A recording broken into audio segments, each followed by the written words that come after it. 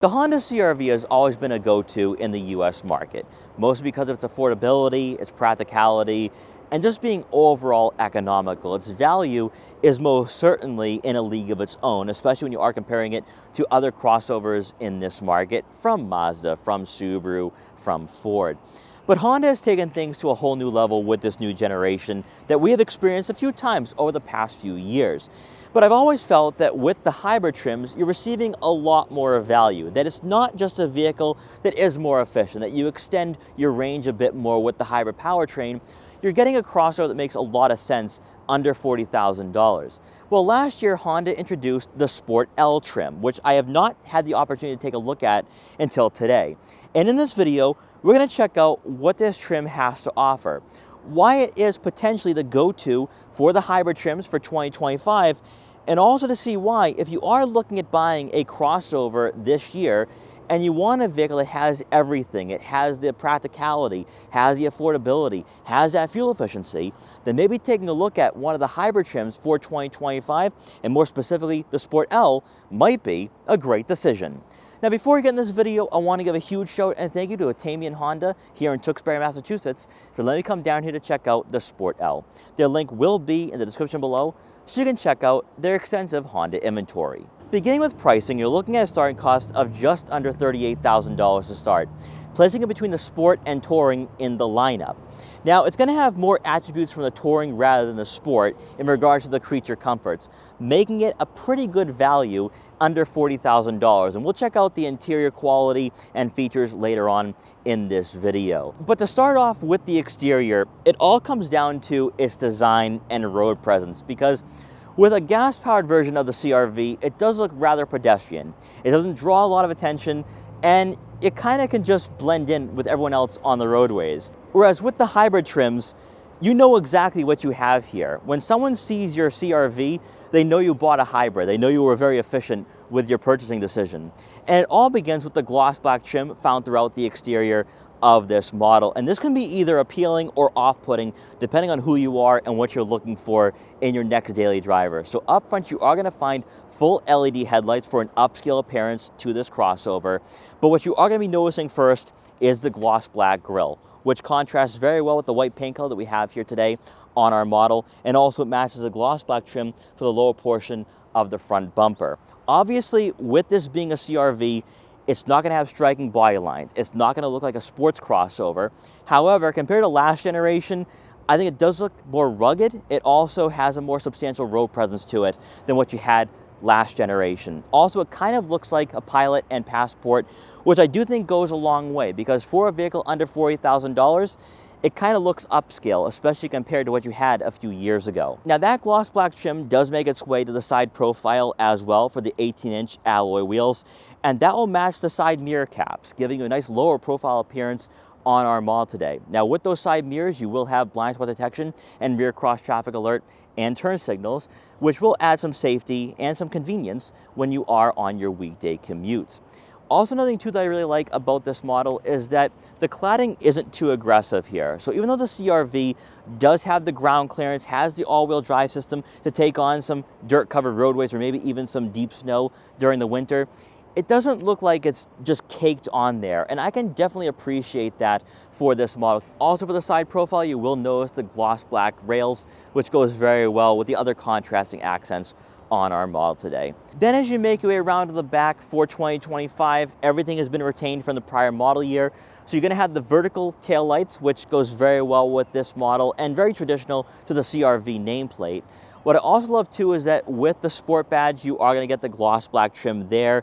And then for the lower portion of the rear bumper, you will notice physical exhaust outlets. Now, obviously, the chrome finishers are not the exhaust outlets themselves, so it is a bit trendy. We see a lot of that now in the automotive industry, but one thing I can appreciate, though, that for a hybrid, those exhaust outlets are not tucked beneath the bumper for a cleaner appearance. I like having this sportier design here on this model. Also, another thing too is that you will have some contrasting accents for the diffuser, and then of course that cladding as well. But everything ties in together very seamlessly for the CR-V, and Honda did keep the road presence of this crossover pretty clean for this generation. Stepping inside the Sport L, you're all going to be greeted by power adjustable and heated leather trim seats for both the driver and passenger, with the driver's side having 2-position memory for added convenience.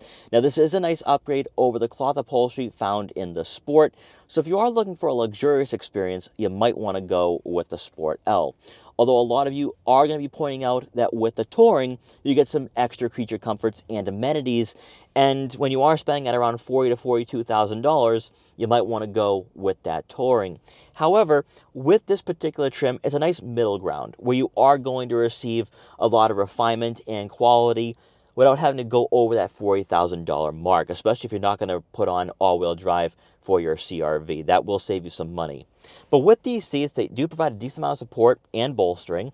Now, of course, they're not sport seats, so you're not going to be taking this vehicle out on a winding back road and not experience some swaying around when you are in those corners.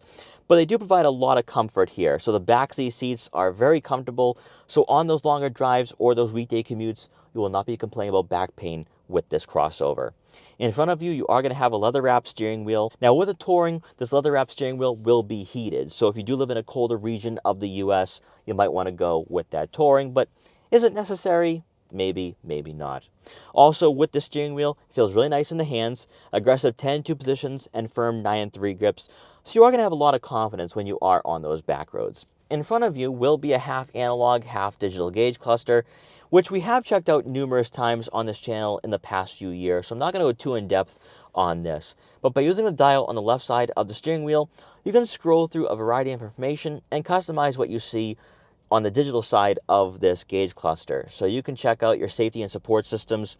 I would leave all of them on because with the Sport L, you have a long list of safety equipment, and it just adds a lot of assurance and peace of mind when you are on the roadways these days. You can adjust the brightness of this screen, also the gauge display settings, the warnings, the power flow since it is a hybrid, then your remaining fuel range, and then speed and time. All basic stuff, but great to have in a vehicle like this at around $40,000. Quickly taking a look at the user interface, by going with the Sport L, you will receive the larger 9-inch touchscreen with wireless Apple CarPlay and Android Auto compatibility. Now, if you were to go with the Touring, you would receive onboard navigation. Is that a make or break deal for this trim? Absolutely not, because you could just use Google Maps or Waze. On the left side of the screen, you will have physical buttons for your home, back, and tuning, but also a physical volume knob. I love to see that. At the bottom of the screen will be quick access icons to get you to different menus efficiently. With the head unit itself, you have all your widgets placed directly on the screen, and it does have more of a tablet-like layout. So if you're looking for a tech-filled experience, I think you will have that here with this vehicle. But better yet, with this head unit being very simplified, it's not going to be difficult to get used to. There will be no learning curve at all. Whereas a lot of manufacturers now are making their head units very difficult to use, and they're not easy at all when you are hopping in for the first time. Better yet, that is helped out by the resolution and quality. This is pretty top-notch for a vehicle at around $40,000. Then, of course, as always, you will have a rear backup camera with trajectory with multiple angles. So you will have a regular 180-degree view, so that way you can see what's coming at you if you are in a tight spot in a garage, but also you will have better visibility when parking on city streets. And better yet, there will be a top view angle for the rear, helping you not bump into the vehicle behind you. So I love to see that in the CR-V. Then continuing on for the rest of the interior, you are going to find physical buttons and dials for your dual zone climate control, heated seats, also your AC, front and rear defrosters, fan speed, and fan direction. You're going to love that if you do want to have more of a tactile experience. A lot of manufacturers are moving away from this, and I know a lot of buyers are demanding that back in these vehicles. So Honda is giving you that old school layout that you demand. Beneath that, you are going to find a USB-A and USB-C input along with a 12-volt outlet. Then you're going to find a nice storage compartment for some smaller items, but better yet, a wireless phone charging pad. Then for the center console itself, you will find your gear selector and also your drive mode selector. So from here, you can switch between sport, normal, eco, and of course snow. So if you do live in a colder region of the US, you'll be able to tackle those winter road conditions. You also have hill descent control here along with electronic parking brake and auto vehicle hold. As always, there will be two cup holders mounted in the center. Then for the center storage compartment, there's plenty of room for smaller items, maybe a couple smartphones, wallets, or other tech gadgets. And then to round out the front seating area, above will be a power moonroof, which will bring in a lot of natural light to the interior. Then for passengers in the second row, they're greeted by a copious amounts of room here. I mean, 41 inches of legroom is going to outclass the Toyota RAV4. And I always looked at the RAV4 as being a family-friendly option, but this particular generation, Honda upsized the CR-V, where it's going to accommodate larger families. And by doing so, I think you can easily fit a third person in the center, and a lot of compact crossovers you really can't say the same for, like the Mazda CX-5, like the Ford Escape, like others at around 40 grand.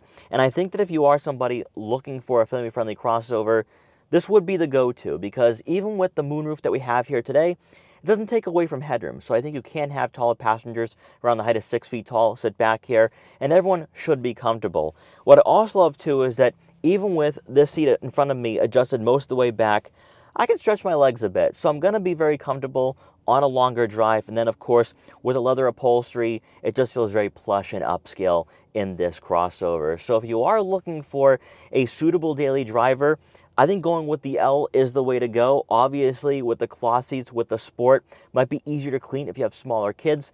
But if you have a more mature family, they're a little older, those kids are a little older, you might want to go with the Sport L. Also back here, you do get 2 rear air vents to go along with 2 USB-C inputs. No heated outboard seats for the Sport L. And then rounding out the second row seating area, you do get a center armrest with 2 cup holders. Then making our way around to the back one more time to take a look at the rear cargo area. With the Sport L, you are going to receive a power liftgate, which is not included on the base Sport. And inside, behind the second row seat, you're looking at right around 39.3 cubic feet of room, which does outclass the Toyota RAV4 and most certainly other crossovers in this market. So if practicality is what you're looking for, the CR-V is most certainly the way to go. Now, you'll be able to fit probably 10, 12, or maybe 15 bags of luggage back here if you are going on a road trip with the family, especially without the rear cargo cover installed on our CR-V today. On top of that, you are going to have some side pockets for some smaller items, maybe a couple water bottles, car detail equipment, or maybe even a first aid kit. Then with the second row seats folded, you're looking at right around 76.5 cubic feet of room, once again outclassing a lot of vehicles at this price point and in its segment.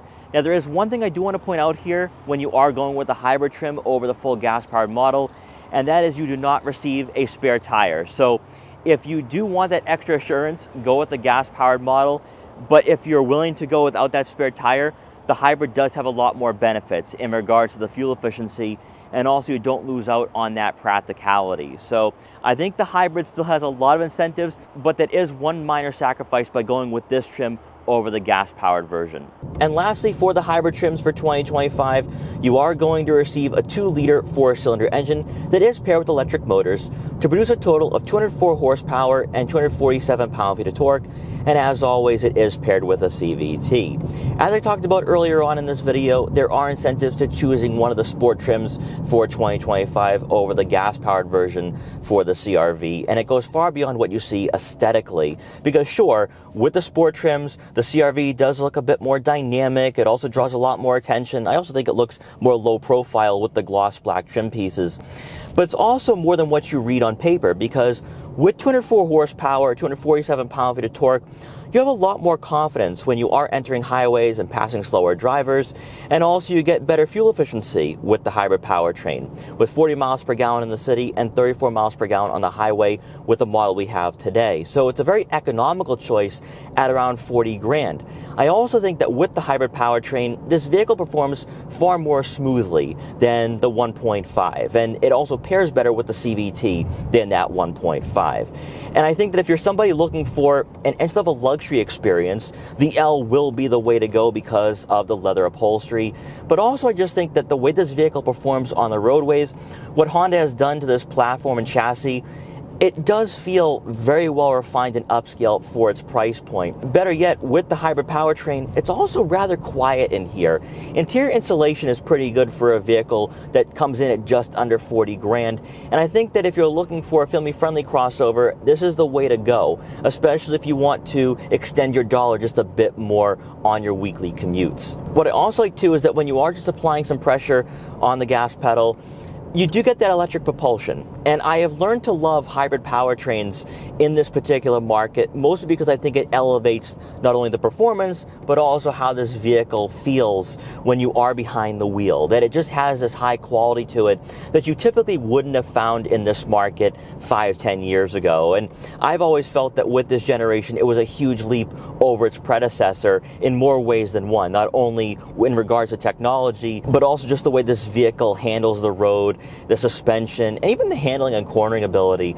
Now, I'm not going to say this is a sporty vehicle in any way, shape, or form, but the steering is decently weighted. So I think that if you're looking for some confidence on some winding back roads, you'll definitely find that here with the CR-V. Now, for a lot of you who are focused on the safety aspect and just what you have here in regards to vision, A-pillars are super thin, so you won't have any blind spots when you are approaching intersections or red lights. Then taking a look at your side mirrors, they are actually rather small. I'm a bit surprised here. Now, I can see what's in my blind spots, and you get blind spot detection, but I have seen larger side mirrors in this market. And then looking out back, obviously with the design of the CR-V, I can see what's directly behind me. So there's a decent amount of vision here, and also that does translate to the seat positioning as well, where you do sit pretty high up in this vehicle. Now, it's not going to feel like a Pilot, so it's not going to have this traditional SUV feel to it, but when you are comparing it to a Toyota RAV4 or even a Mazda CX-5, it's most certainly going to be on par with those two rivals. So, as we're going to enter the highway here, let's put in sport mode. And immediately, I notice that the engine does perk up. So you're going to get better throttle response. I don't notice too much in the way of steering input. In fact, I think it kind of lightens up a bit. And in the corners at around 40 miles an hour, I am feeling some body roll. To be expected, though. Let's put the power down. Not too bad. Not too bad at all. I was able to merge on the highway pretty safely there. Now, at 70 miles an hour, road noise isn't too bad. Does have a nice composure and posture on the roadways.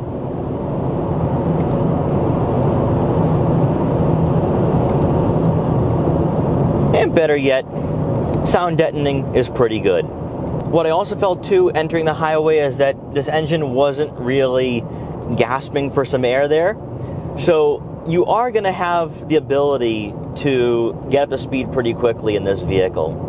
Because with the gas-powered motor, it's around 10 seconds to get to 0 to 60.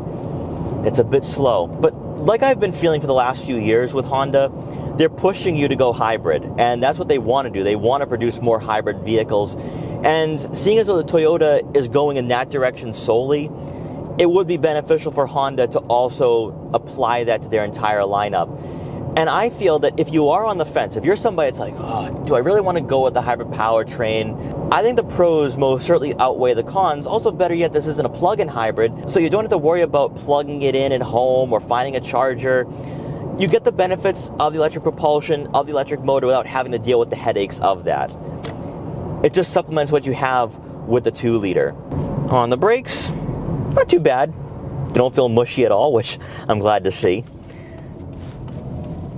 You can slow with some confidence. So all in all, after this quick test drive, I really do like what the Hybrid Sport is offering here, and more specifically, the L. There's a lot of value at around 40 grand with this crossover and trim, but it's also the intangibles, where you get the interior space, you get the practicality, you get the fuel efficiency, you also get the refinement with this chassis. And if you're looking for a comfortable daily driver, you don't need the sportiest thing out there, you don't need all the bells and whistles in regards to technology, but you do want the creature comforts, such as these leather seats, I would say go with the Sport L. If you don't care about having a power liftgate on your vehicle, which I know a lot of you do, then you probably would just go with the base Sport. Now, I know some of you are going to say, but oh, the Touring has some more amenities. I'd feel like I'm buying a luxury crossover at just over 40 grand. Then absolutely, by means, go for it. I just think that with the Sport L, this is the go-to. This is the value trim. And also I think that for a crossover at around $40,000, you are receiving quite a lot here. You're getting a vehicle that is fuel efficient, that is economical, but also for a mainstream manufacturer, for a mainstream crossover, that for the CR-V, with generations in the past, you'd always look at it as being, oh, it's just an economical vehicle. It's not going to give me the refinement and quality I'm looking for. Well, this generation changed all of that. And you're seeing that across the board, mostly with the Civic, but also the Pilot as well. And the CR-V is that nice vehicle in the lineup that gives you just a bit more than the HR-V, while also still giving you a vehicle that feels refined and upscale without having to spend around $50,000. So I think that if you are in the market for a compact crossover right now, heading into 2025, you want that fuel efficiency, you want to stretch your dollar just a bit more, go with this trim. So guys, I hope you enjoyed this review for the 2025 Honda CR-V Sport L. If you did, please like, comment, share, and subscribe for more, and I will see you guys next time.